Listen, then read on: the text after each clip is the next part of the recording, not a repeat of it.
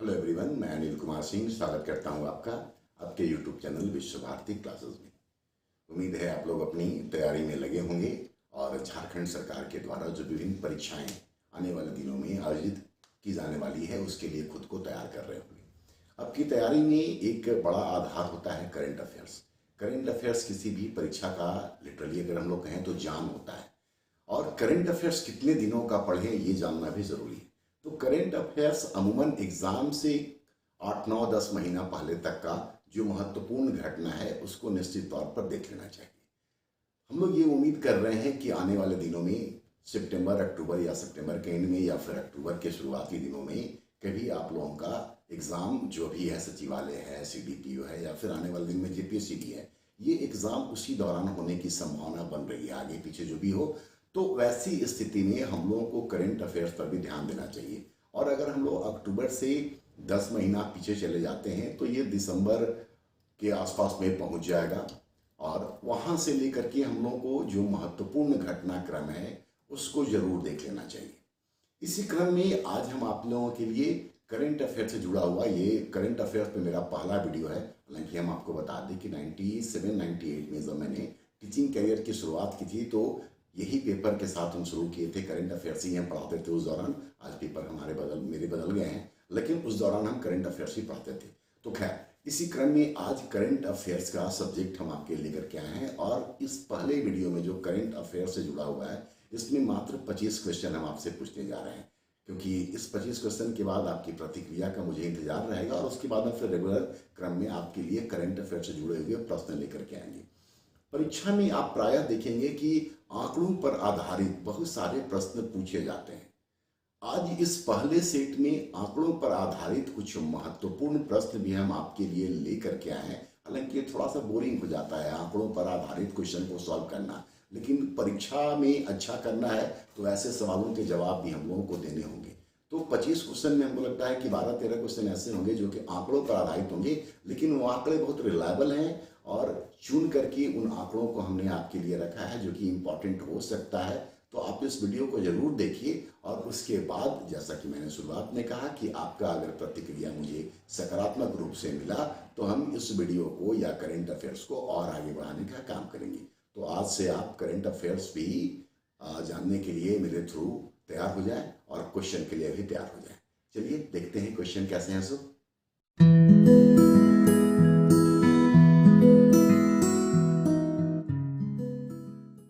Question number 1 को हम लोग देखते हैं। भारत में लघु बचतों पर ब्याज दरों का निर्धारण किसके द्वारा किया जाता है? संबंधित बैंक, आरबीआई, केंद्र सरकार या फिर राज्य सरकार? इसका सही उत्तर संभवतः आप लोगों को पता होगा। इसका सही उत्तर है सी, केंद्र सरकार। क्वेश्चन नंबर 2, सौभाग्य योजना का संबंध है सामूहिक विवाह से, विधवा पेंशन से, विकलांगता भत्ता से या फिर विद्युतीकरण से?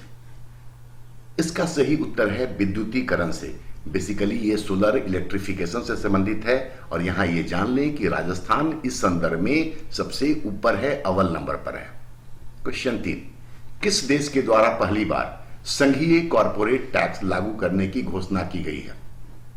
ब्रिटेन, संयुक्त अरब अमीरात, यूएई जिसको बोलते हैं, सिंगापुर या फिर पाकिस्तान? ये काम पहली बार हो रहा है, और अगर पहली बार कोई काम होता है तो वो इतिहास बनता है, वो हमेशा इंपॉर्टेंट होता है।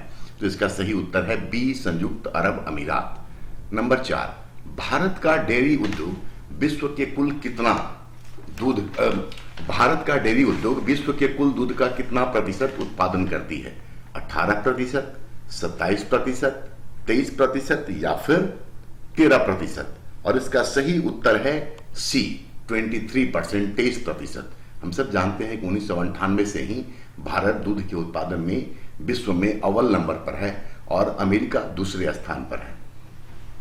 नंबर 5, भारत में औद्योगिक श्रमिकों के लिए उपभोक्ता मूल्य सूचकांक कंज्यूमर प्राइस इंडेक्स का आधार वर्ष क्या है? 2012, 2014, 2015 या फिर 2016? और इसका सही उत्तर है डी, 2016।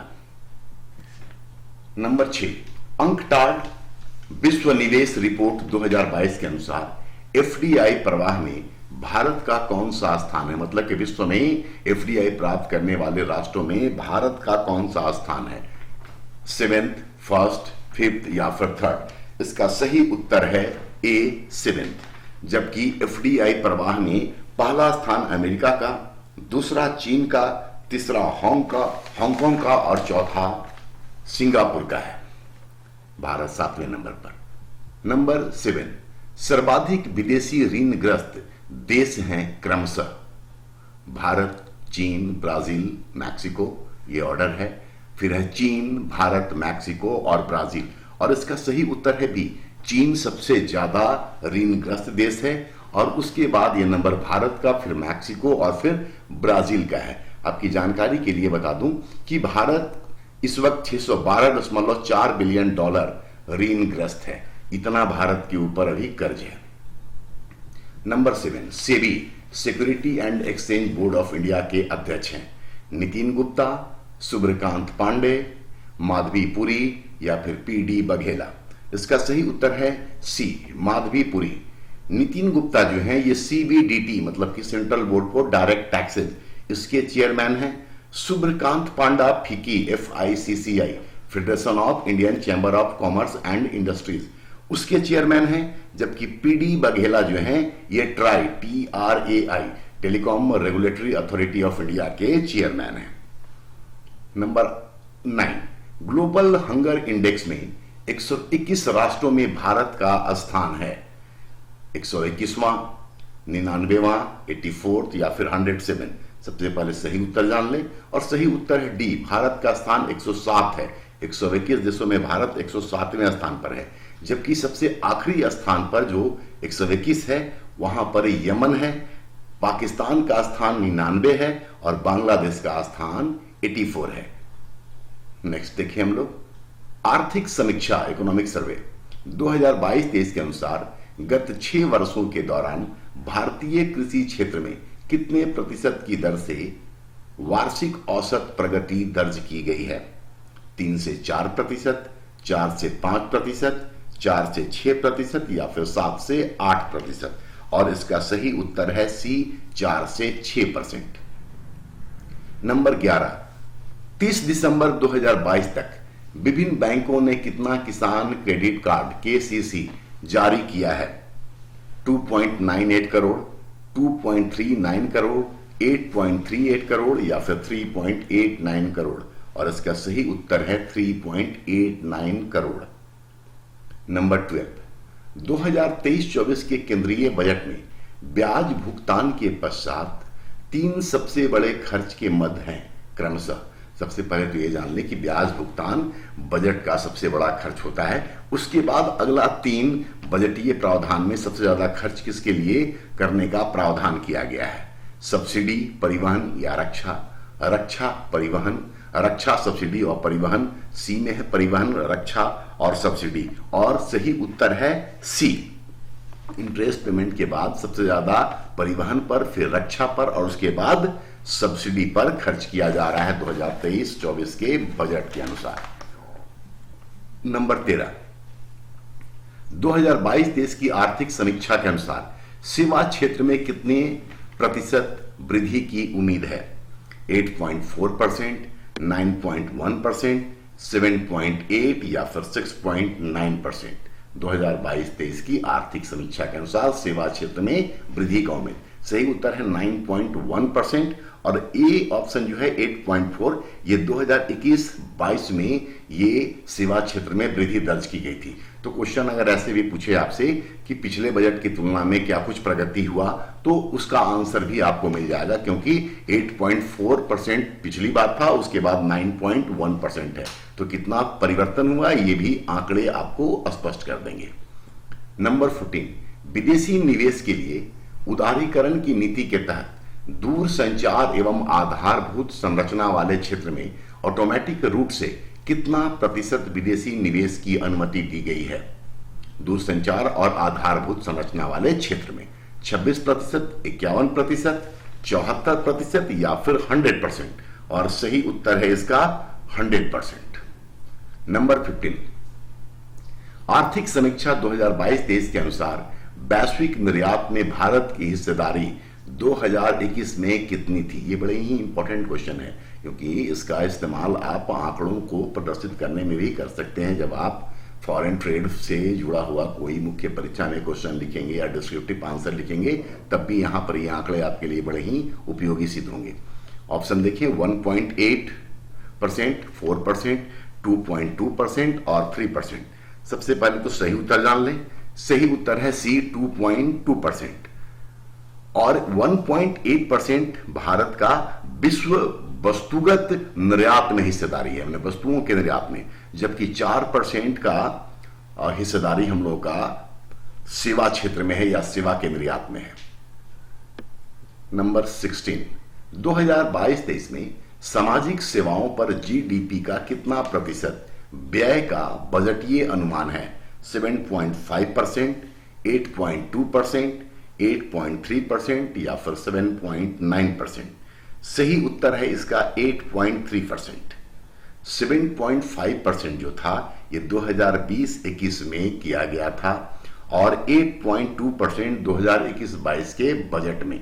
तो यहां हम लोग ये भी देख रहे हैं कि सामाजिक सेवाओं पर भी लगातार बजटीय प्रावधान बढ़ाए जा रहे हैं, 7.5 से 8.2 और फिर 8.2 से 8.3। तो पिछले 3 बजट का अगर एनालिसिस भी हो तो उसके आधार पर भी आप इसका आंसर कर सकते हैं। सवाल अगर आपसे पूछे कि सामाजिक सेवाओं में बजटीय प्रावधान में क्या कुछ बदलाव आया है, तो वृद्धि हुई है, यथावत रहा है, कमी रही है, ठीक है, या इतना % से बढ़ा है, ये सारे आंकड़ों के तहत आप उत्तर देने की स्थिति में आ जाएंगे। नंबर 17, आरक्षित विदेशी मुद्रा कोष के मामले में भारत का विश्व में 5वां स्थान है, जबकि प्रथम स्थान पर कौन सा राष्ट्र है? तो एक तो प्रश्न में ही उत्तर है कि भारत का स्थान 5वां है और पहला स्थान चीन का, अमेरिका का, सिंगापुर का या मॉरिशस का। तो पहला स्थान है चीन का। और भारत के संदर्भ में अगर बात करें कि भारत में कितना अभी आरक्षित विदेशी मुद्रा कोष है, तो फरवरी 2023 में जो आंकड़े जारी किए गए हैं उसके हिसाब से भारत में $575.267 बिलियन या अरब डॉलर भारत के पास अभी विदेशी मुद्रा कोष आरक्षित है। नंबर 18, आर्थिक स्वतंत्रता सूचकांक 2022 इकोनॉमिक फ्रीडम इंडेक्स में भारत का कौन सा स्थान है? 131, 153, 148 या फिर 132? सही उत्तर है इसका 131। ये नंबर यहां पर ये जान ले कि सिंगापुर इस में पहले स्थान पर है और आखिरी स्थान पर 177वें 177 स्थान पर नॉर्थ कोरिया है। मतलब कि 177 राष्ट्रों का ये सर्वे किया गया, जिसमें कि नॉर्थ कोरिया सबसे आखिरी में है। नंबर 19, संयुक्त राष्ट्र संघ के आर्थिक एवं सामाजिक मामलों के विभाग द्वारा जनसंख्या संभावना रिपोर्ट के अनुसार किस वर्ष तक वैश्विक आबादी 9 अरब हो जाएगी? पहले ये जान ले कि पॉपुलेशन का ट्रेंड क्या रहा है। 1998 में विश्व की आबादी 6 अरब हुई, उसके बाद 2021 में ये 7 अरब हुआ। मतलब कि 6 से 7 अरब जाने में इसने एक लंबा वक्त लिया, लगभग 23 सालों का। 2021 में 7 अरब और 2022 में ये 8 अरब के पास पहुंच गया और फिर 2023 में ये 9 अरब पहुंचा। मतलब अगली जो इसका जो बढ़ेगी वो हो जाएगा 2037 से, मतलब 9 अरब तक पहुंचने में फिर 15 वर्षों का वक्त लगेगा। और ये अनुमान भी किया जा रहा है कि 2037 में ये 9 अरब पहुंचेगा और उसके बाद इसको और आगे जाने में थोड़ा और कम वक्त लगेगा और 2100 ईस्वी के बाद विश्व की जनसंख्या में गिरावट दर्ज की जाएगी। तो फिलहाल इसका आंसर है 2037, जब विश्व की आबादी 9 अरब हो जाएगी। नंबर 20, अंतर्राष्ट्रीय नागरिक उड्डयन संगठन ICAO international civil aviation organisation के अनुसार वैश्विक विमानन सुरक्षा रैंकिंग में भारत का कौन सा स्थान है? 102, 38, 48 या फिर 52? इसका सही उत्तर है 48, मतलब सी। सिंगापुर इस सर्वे में पहले स्थान पर है, दूसरे स्थान पर संयुक्त अरब अमीरात और तीसरे पर साउथ कोरिया है, जबकि 2018 में भारत का स्थान 102 था और इस अवधि में भारत ने एक लंबा छलांग लगाया है और अभी 48वें नंबर पर भारत विद्यमान है। नंबर 21, राष्ट्रीय परिवार स्वास्थ्य सर्वेक्षण 5, मतलब ये 5वें दौर का, के द्वारा जारी आंकड़ों के अनुसार ग्रामीण क्षेत्र में रहने वाले कितने प्रतिशत पुरुष इंटरनेट का उपयोग करने में सक्षम है। ऐसे क्वेश्चन भी प्रायः एग्जाम में पूछे जाते हैं, इसलिए ये बड़ा ही महत्वपूर्ण प्रश्न हो सकता है आपके लिए। 26.4%, यहां जान लें कि ग्रामीण महिलाएं 26.4% जो हैं वो इंटरनेट का उपयोग करने में सक्षम हैं और इसका सही उत्तर है 48.7, मतलब कि इतने प्रतिशत जो ग्रामीण पुरुष हैं वो इंटरनेट का उपयोग करने में सक्षम हैं। नंबर 22, दिसंबर 2022 तक जीआई टैग की कुल संख्या 432 हो गई है।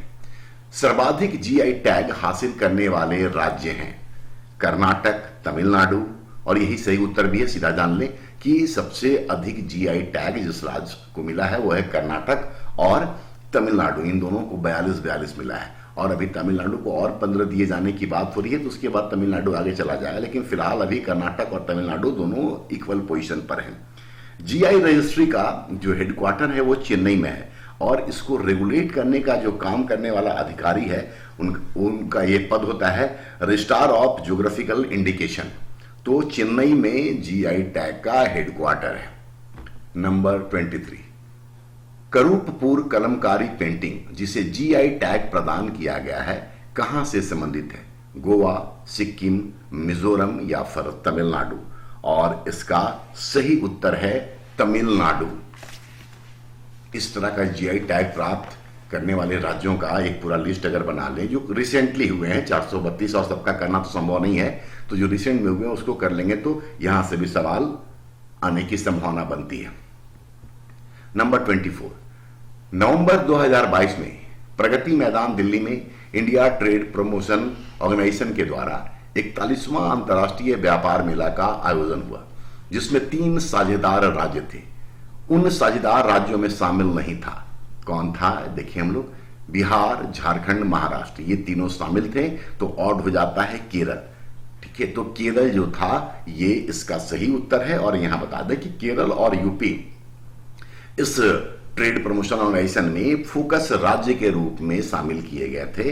इसके अलावा 2 और महत्वपूर्ण इंफॉर्मेशन यह है कि इस पूरे ऑर्गेनाइजेशन में या इस आयोजन में भारत के अलावा कुल 12 राष्ट्रों ने भाग लिया था और इसमें विदेशी पवेलियन के लिए अफगानिस्तान को स्वर्ण पदक दिया गया था, जबकि राज्यों के संदर्भ में यह पुरस्कार केरल को प्राप्त हुआ था। मतलब कि स्वर्ण पदक सर्वश्रेष्ठ पवेलियन के लिए केरल को और विदेशों में अफगानिस्तान को मिला था और भारत के अलावा 12 राष्ट्रों ने भाग लिया था। करंट अफेयर्स के इस पहले सेट का आज 25वां और आखिरी क्वेश्चन देखें, फिर जब जैसी आपकी प्रतिक्रिया होगी उसके अकॉर्डिंगली हम नंबर ऑफ क्वेश्चन बढ़ाने का काम करेंगे।